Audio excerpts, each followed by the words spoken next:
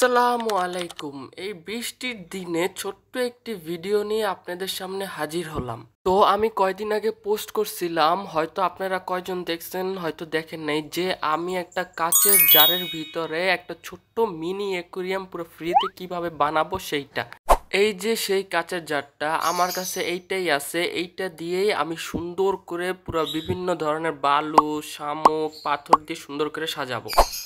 আর আপনারা যদি পারেন এরকম একটা কাচের জার নেবেন, না হয় একটা প্লাস্টিকের জার নেবেন, যেগুলা বাইরে ওই যে দোকানে পাওয়া যায়, নিয়ে নেবেন, দেখবেন হয়ে যাবে। 1 hour later.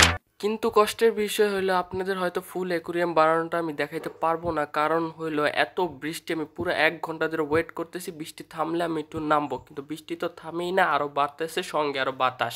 দেখেন continuously top top top top করে বৃষ্টি পড়তেছেই, আর আমি আমার হাতে জার নিয়ে দাঁড়ায় দাঁড়ায় দেখতেছি, কিন্তু আমি বাইরে নামতে পারতেছি না, যেই সব জিনিস আমার লাগবে।